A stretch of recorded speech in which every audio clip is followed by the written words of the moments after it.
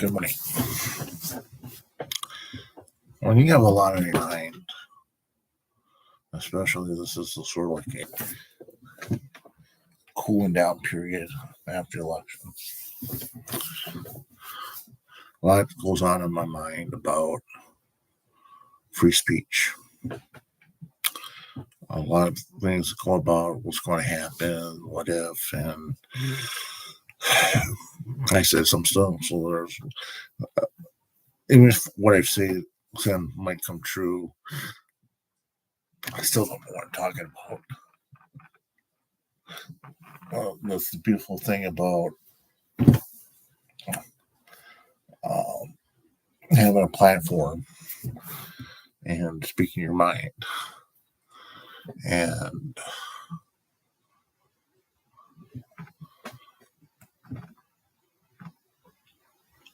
Midas Touch is a really fantastic source. It's a channel that's dedicated to making sure our government is held accountable, and it's making sure that our rights are protected. And so it kind of swings both ways.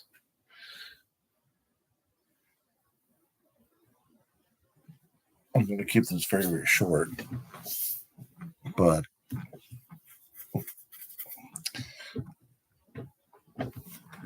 the thing about is in the news cycles for the last 6-7 years, Trump's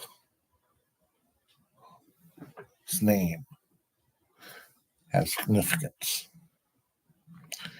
You put somebody's name out there for long periods of time, people are going to recognize you, good or bad.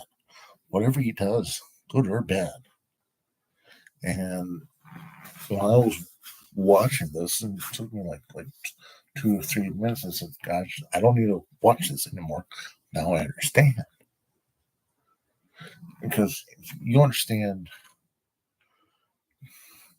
how democracy works, how our civics works in the United States. It doesn't take very long to understand. Populism is the key to winning. You can be the biggest policy wonk in the world and have no one following you, and you're going to go nowhere. You may have the greatest idea out there, and you keep it to yourself, it's going nowhere.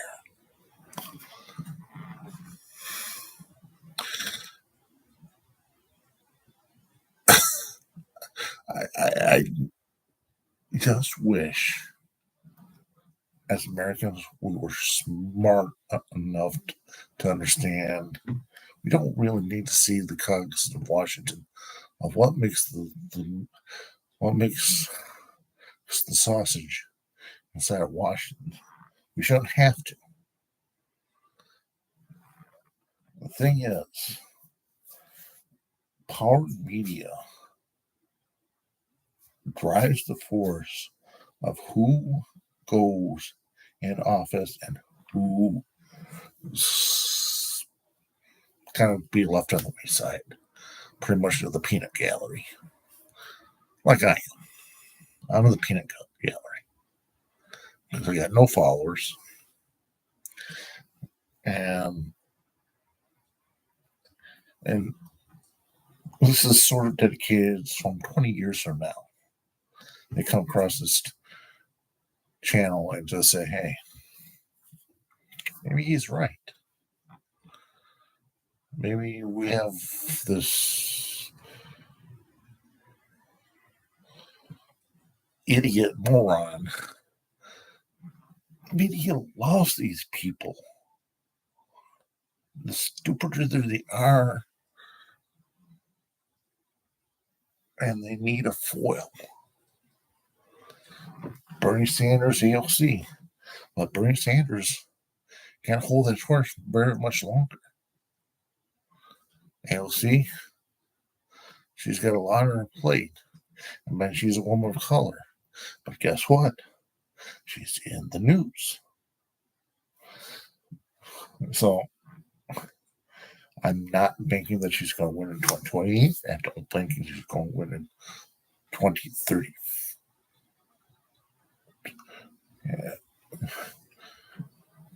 And 2032. But I'm willing to bank between 2032 and 2044. And between those 2 years, that's going to be the time where she will become the United States president.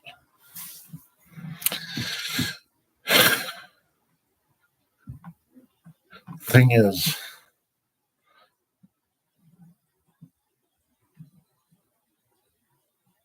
the coattails of Clinton are dwindling. What I mean by that, anybody that was in the 90s there inside of Washington, they're washed up. They're has-beens. And if they're a really good senator that brings in the money into their states, they're just kind of washed up. They have no steam left. The media has just sort of kind of abandoned them. Just like what's her face in Arizona, Kristen Sinema.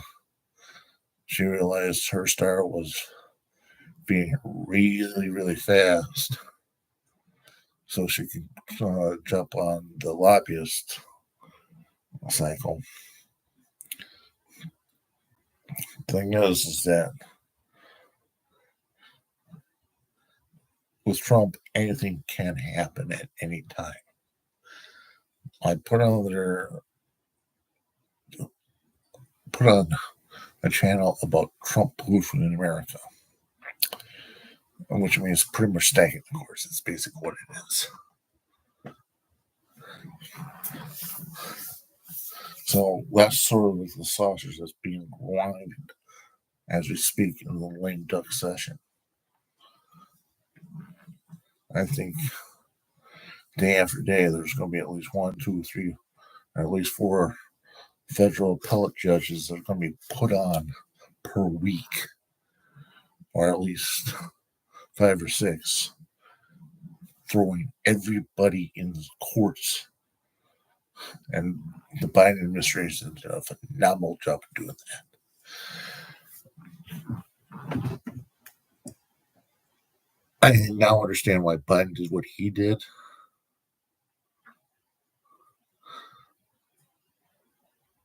He was more like the behind the scenes president. He's sort of like the wallflower on the wall.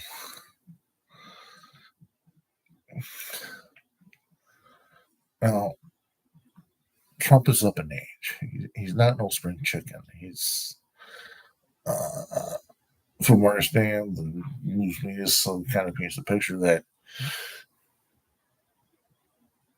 he's cognitive brain function is not working. And I have to say to myself, if that's true, then why is the media covering it? And if that is true about who he is as a person, and he doesn't care for the law, doesn't want to abide by the law, but he expects everybody else to do that. It's true. That part is true. But get back to the article or the episode on legal AF, or legal AF. I might have touched the next word. After watching a 2 or 3 minute clip, I said, my God. And I thought about the 2010 election cycle about money and politics. Money doesn't really usually equate to winning. It's got to be money plus media coverage plus whatever antics, good or bad, that happens with that candidate. That's going to be a sure win for that candidate. Some candidates kind of played it safe. I don't agree with Citizens United whatsoever. But everybody's looking for the silver bullet. It's a combination of everything. And people just don't realize this. Even the media doesn't realize this. It's a combination of a part of what the Americans want, a part of what the media covers, and what the candidates or the politicians does to stay relevant. You put that on, that's the formula for winning an election. It doesn't really matter if you're Republican or Democrat. It just seems for Americans that you just got to have your name out there.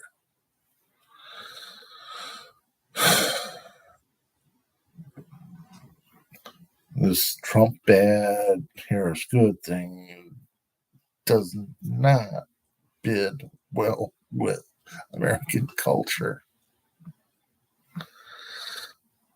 There's got to be good and bad guy. Even though you want Harris is the better candidate, Trump's name is significance.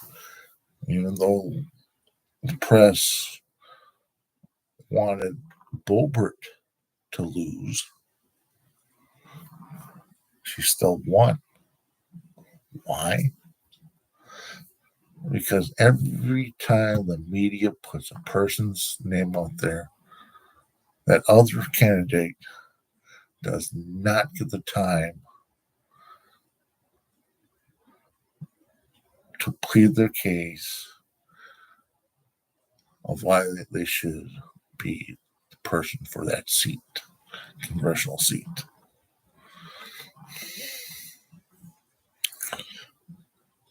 I don't know if Matt Gaetz won, but if he did, that's because his name has significance. The Republican Party, as fickle as it is, protects numbers at all costs, regardless of who the person really is. Because what matters is to them as the grift. They'll protect the grift at all costs. The Democrats are that decide to integrity is the quintessential cornerstone of being the right candidate for the job. Come on. Bill Clinton, I love the guy. I voted for him. He was populist up to the core. Good or bad, the press just ate him alive with Monica Lewinsky. A lot more recognition. And it sort of kind of backfired.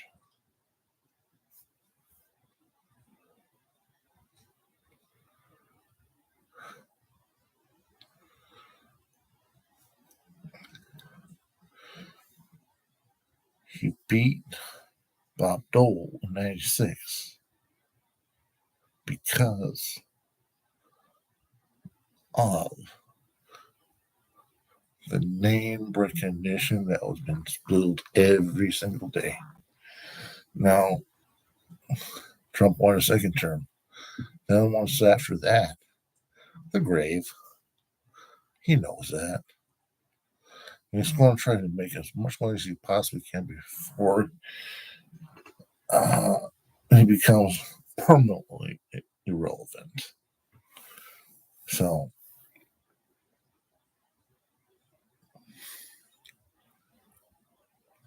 in other words,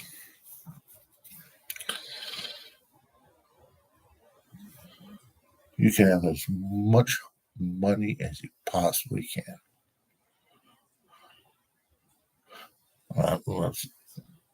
If you don't spend it wisely in areas of like name recognition or media, and a lot of times politicians just play it safe.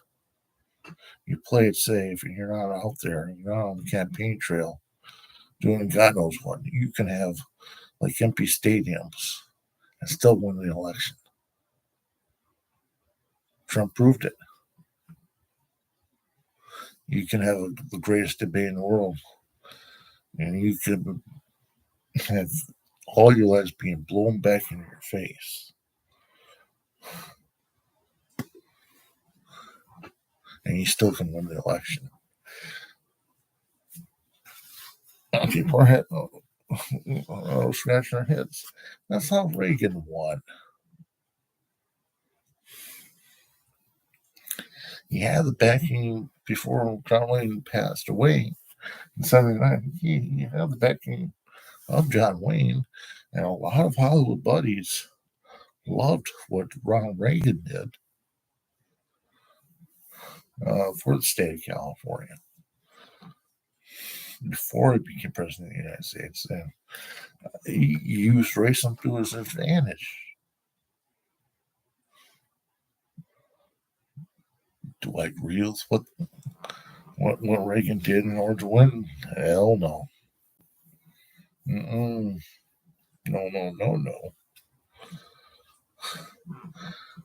And you look at the 1984 election board.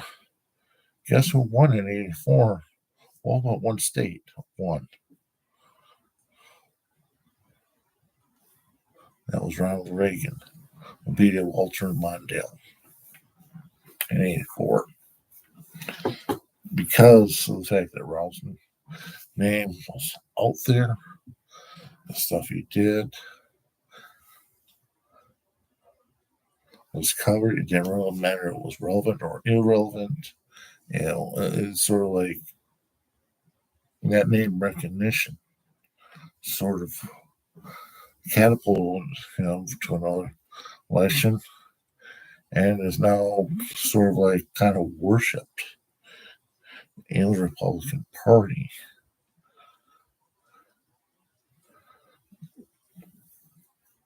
As the beacon, the hope for America. Even with jobs being sent overseas, the American electorate has decided the most popular president is going to be the president of the United States. Guess what? Kamala Harris isn't here. Oh, sorry, Bob.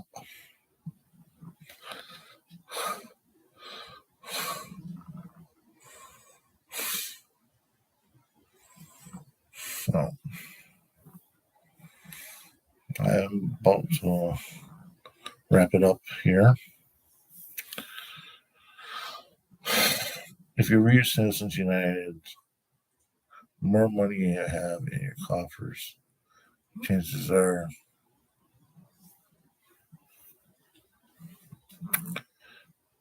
you're going to spend that money, throw that money around to keep your name relevant. Even if it's a tabloid or if it's TMZ or it's Joe Rogan, for all I know. You throw that money that way and your district, chances are you're going to win that election. And I don't know how many points Trump won, but that was a significant number of electors that sided with.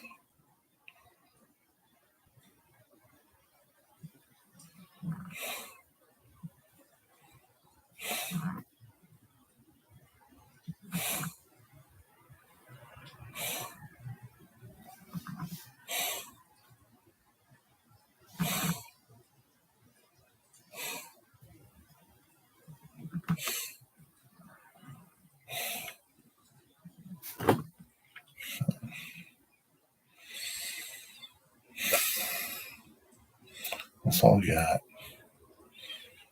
I'm about to fall asleep, and it's early in the morning, and so